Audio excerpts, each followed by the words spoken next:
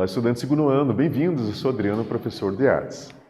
Pessoal, hoje nós vamos falar sobre o Barroco Europeu, parte número 2. Então vamos conceituar a importância do Barroco Europeu, pontuando a característica e falando das particularidades de cada artista e suas obras.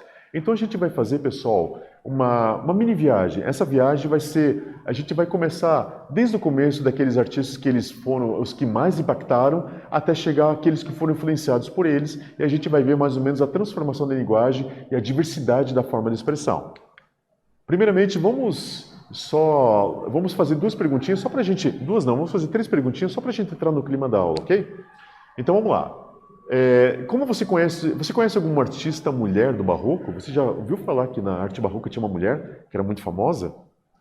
Outra coisa, você sabe a importância desse período artístico? Você sabe o que impactou o Barroco com relação à linguagem mundial? E mais uma, o que você entende por composição centrífuga? Você acha que centrífugo significa giro? Você acha que... como é que isso pode ser na arte? De que forma vai se apresentar? Você ouviu falar disso? A gente vai ver agora, tá bom? Então vamos lá. Vamos colocar assim um resuminho, pessoal, só com umas características rápidas. E eu vou falar uma coisa bem rapidinha.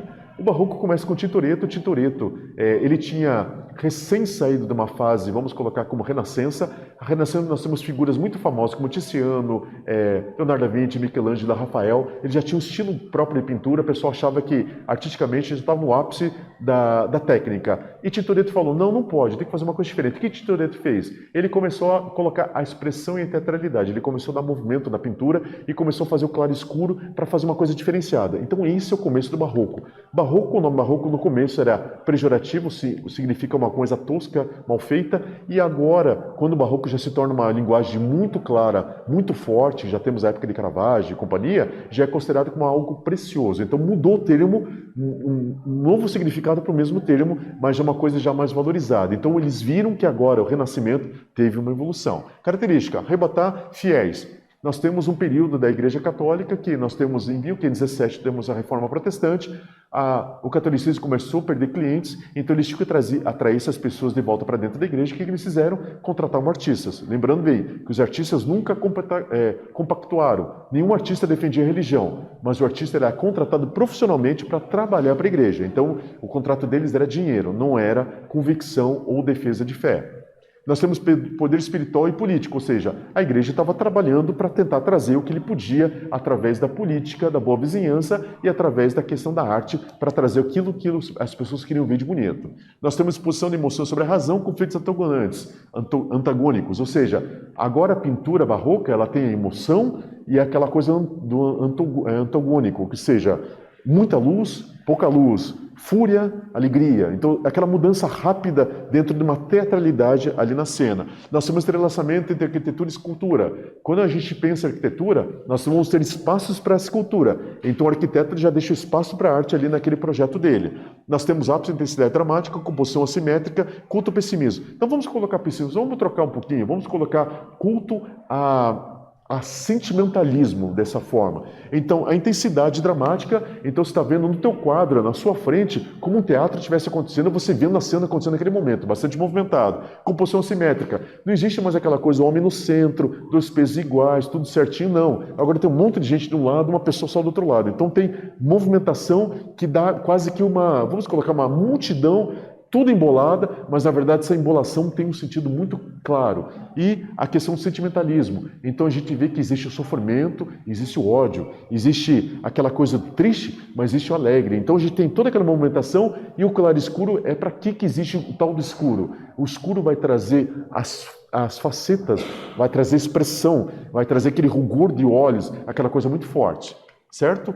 Então, a arte da realidade, uma forma extrema do claro-escuro, fazer com que santos parecer pessoas comuns aos milagres e eventos cotidianos. Então, o que acontece? Muitas dessas pinturas começam a pegar pessoas comuns e trazer para a pintura, que nem Caravaggio. Caravaggio fazia isso. Ele pegava pessoas da noite que ele conhecia, porque ele gostava muito de uma festa, ele trazia essas pessoas para o normal. E agora o milagre, que era aquela coisa muito espalhafatosa, eles contam os milagres como se fosse uma coisa natural. Inclusive, Caravaggio coloca pessoas com os pés sujos, pessoas com unhas sujas, pessoas feias. Ele começa a colocar na pintura porque traz a naturalidade associada com a expressão. Bem interessante.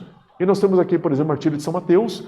Nós vemos aqui que nós temos várias pessoas em conflito, como um teatro que estava acontecendo, mas o martírio é uma coisa assim utópica. Mas aqui aparece como se fosse uma coisa natural. Mas a gente vê muito a questão de uma movimentação acontecendo. Isso que Caravaggio fazia. Nós vemos também Rembrandt Van Rijn. Rembrandt Van Rijn já é uma outra classe. Caravaggio, que o nome dele na verdade é Michelangelo Meresi, ele era chamado de Caravaggio, que é a cidadezinha que ele nasceu perto de Milão. Já o Van Rijn já era da Holanda. O Van Rijn já era aquela outra modalidade de barroco mais no norte. Então eles estavam mais acostumados à questão de detalhamento. Incluindo o barroco italiano, era mais a questão de expressão em detalhamento ao fundo. Então eles não prestavam muita atenção ao detalhe de fundo, mais os personagens à frente. Já o Van Rijn, que é o Rembrandt, ele já colocava o detalhe atrás e o detalhe na frente. Então era tudo muito detalhado, muito minuciado, vamos colocar dessa forma. As suas obras são voltadas para meios tons e penumbras, que envolve áreas de luminosidade mais intensa. Pintor das selfies. Por que das selfies? Porque durante a carreira dele, ele começou fazendo vários autorretratos até o final da vida, ele morreu na pobreza. Então a gente vê a evolução dele, desde uma pessoa muito bem de vida, até os momentos das perdas pessoais, que ele teve perda de família, perda de filho, teve insucesso, até quando ele morre na pobreza, ele tem o último retrato. Então a gente vê a evolução dele, por isso que a gente consegue falar muito de Rembrandt, porque ele documenta muito a vida dele. Então a gente vê essa coisa da luminosidade, então um claro escuro que vai mostrar mais expressão. Quando você coloca o escuro sobre uma figura, você consegue ver a expressão de velhice, consegue ver a expressão de raiva, de ódio, de alegria. Você vê os olhos melhor, você vê o brilho dos olhos. Isso ele vai fazer muito. E nós temos também, aqui na pintura Ronda Noturna, se vê exatamente esse clareamento. Então se vê bem claramente a evolução dos personagens. Cada pessoa está aqui num momento diferente. E você vai ver que existe um teatro, mas olha os detalhes. Como o Caravaggio lá no fundo você não vê detalhe, aqui você já vê detalhes de tudo que é lado. E normalmente Rembrandt como Caravaggio, muitas vezes eles se colocam aqui nos cantos da pintura. Então volta e meia você vai encontrar algum pintor escondido que ele está sendo representado em algum lugar da pintura. Então muito vai acontecer dessa forma. Então Rembrandt já trabalha muito com claro e escuro, ele trabalha muito a intensidade de luz super forte, ele gosta muito dos metais que eles refletem e traz muito essa teatralidade bem aparente. E nós vemos também aqui, por exemplo, ele, Rembrandt, na sua fase áurea, bem no começo da sua carreira, quando ele está muito bem de vida, e nós temos aqui um banhista, uma coisa assim que o pessoal nunca retratava muito, era uma coisa meio, assim, esquisita, mas é uma obra que vai inspirar Cézanne, vai inspirar, inclusive, lá Matisse, vai inspirar, inclusive, para Picasso, essa coisa da naturalidade, uma coisa trivial que acontece, que as pessoas se banham no rio, e ele coloca isso dentro da pintura, saindo da ostentação, indo para a simplicidade. E nós temos Artemisia Gentileschi. A Artemisia é mulher. Agora imagine, ela era filha de pintor muito famoso, o pai incentivou a menina a pintar, e muitas pessoas não acreditavam que ela era pintora, mas ela fazia suas próprias pinturas maravilhosas.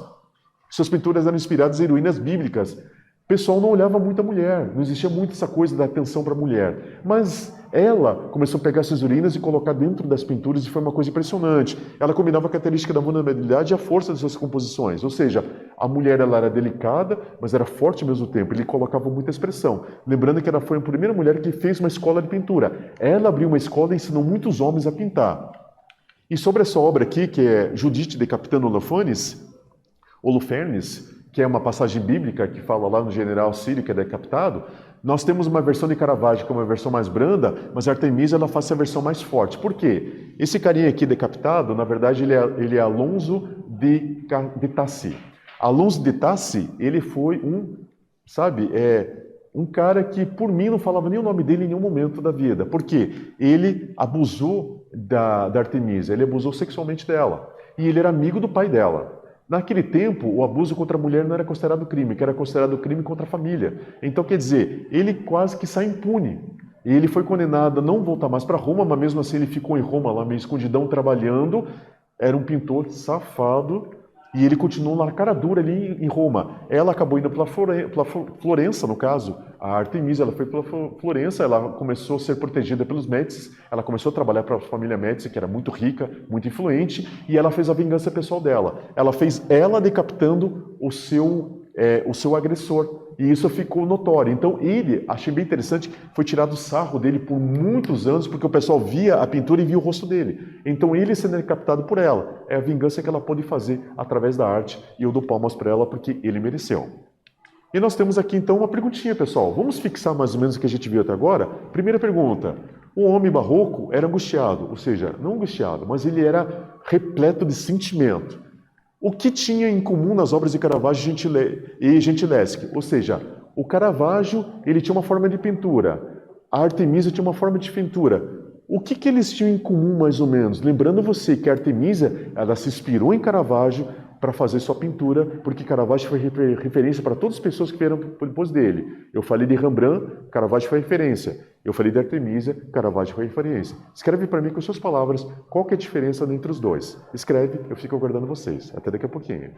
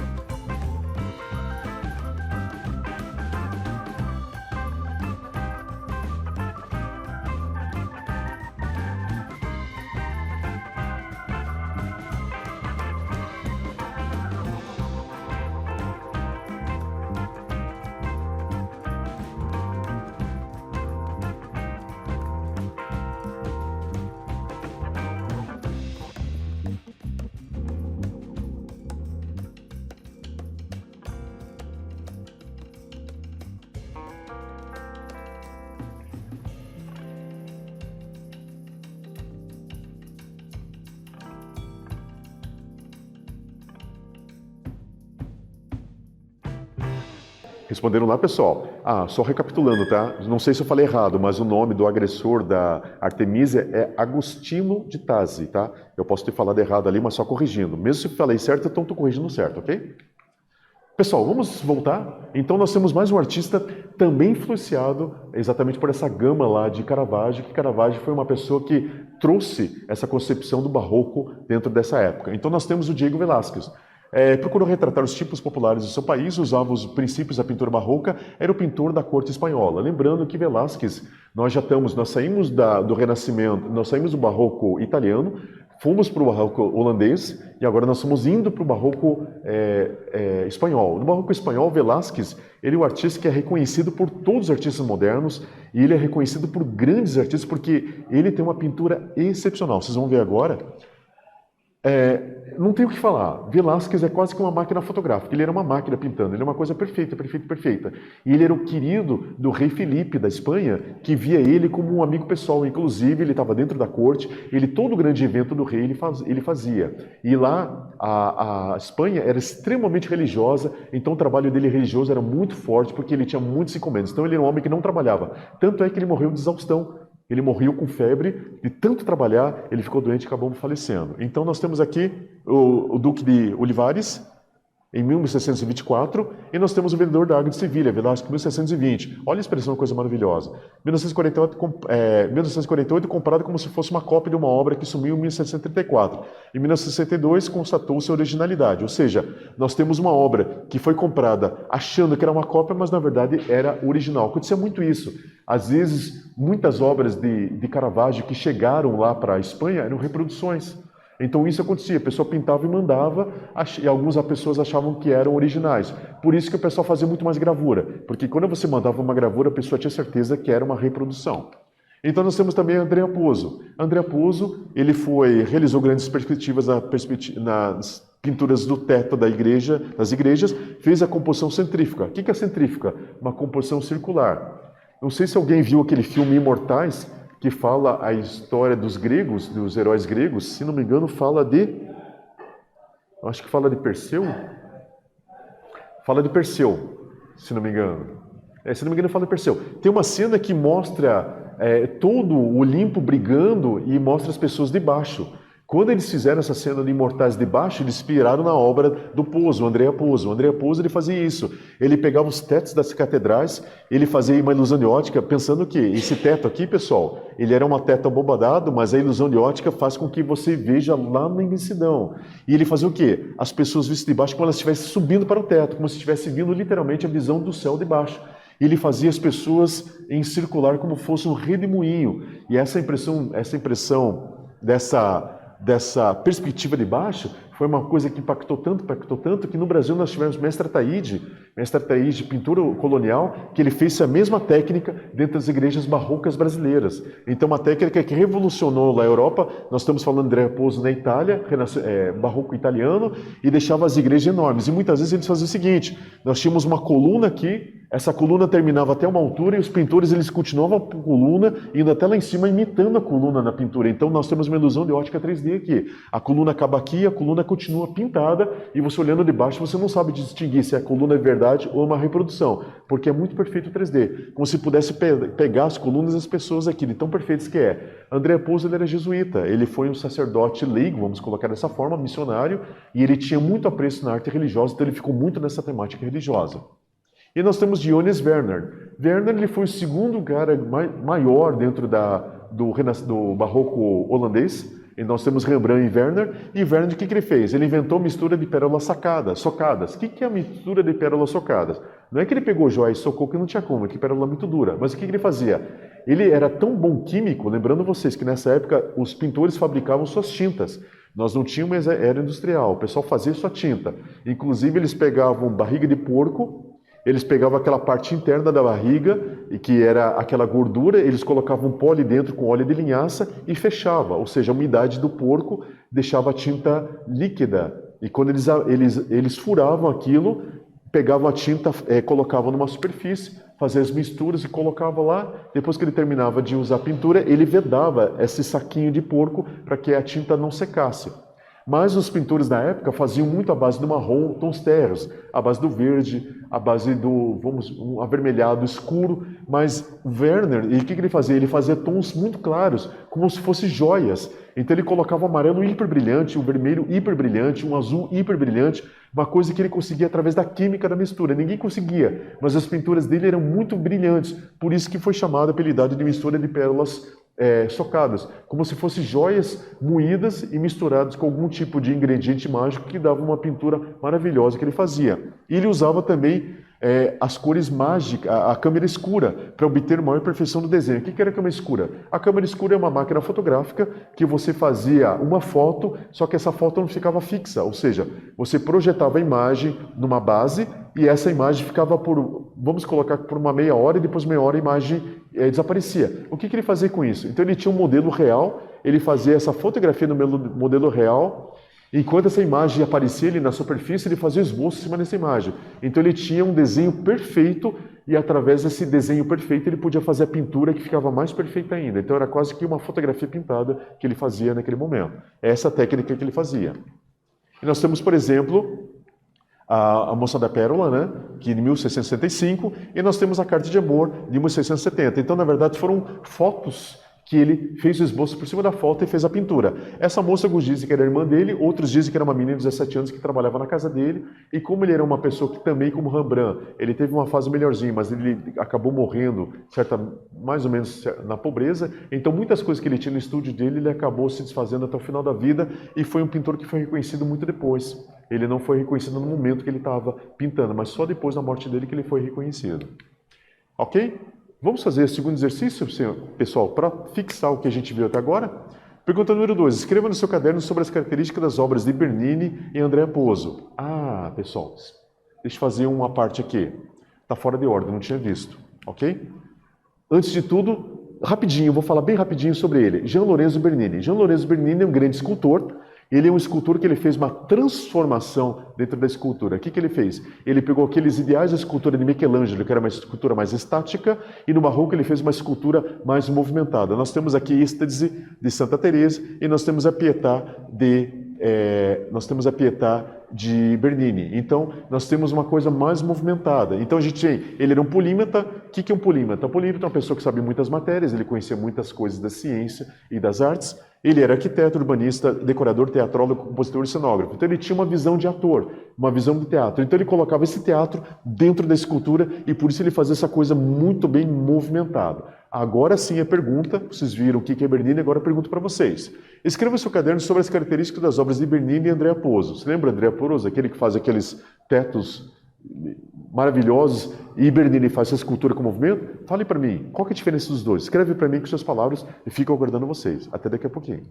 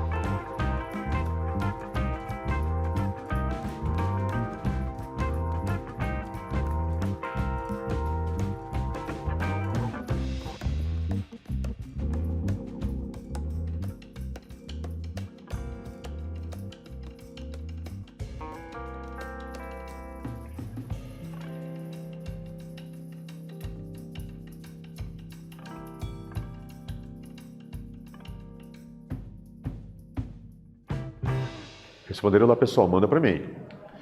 O que nós vimos hoje? Nós conceituamos o que é o Barroco. Eu falei para vocês, começa com o Tintoretto, ele faz uma coisa bem diferente, ele quer trazer uma dramaticidade, quer trazer emoção, porque já estava no ápice da Renascença, não tinha mais o que fazer segundo a visão de todos os pintores da época, ele faz uma coisa nova que no princípio foi mal visto e no final foi muito bem visto. Tivemos várias influências, nós temos a figura de Caravaggio, que é o Michelangelo Meresi, ele vem lá da cidade de Caravaggio, perto de Milão, cidade pequenininha, e ele é uma pessoa que foi emblemática, teve uma carreira muito curta, somente 10 anos, mas ele trouxe uma influência que todos os outros pintores pintores acabaram tendo influência com ele. O único pintor que não teve influência direta dele foi o Rembrandt, mas Rembrandt, através dos seus professores, ele conseguiu pegar um pouco de Caravaggio vamos colocar por terceira mão, vamos colocar dessa forma. E nós vimos os principais artistas desse período. Então a gente viu que nós temos mulheres. Artemisia, que ela foi injustiçada, ela acabou fazendo uma escola de pintores, ela marcou época. Nós temos Diego Velázquez, nós temos Ioannis Werner, nós temos Rembrandt, nós temos o próprio Caravaggio. Então todos eles fizeram André Pozzo, nós temos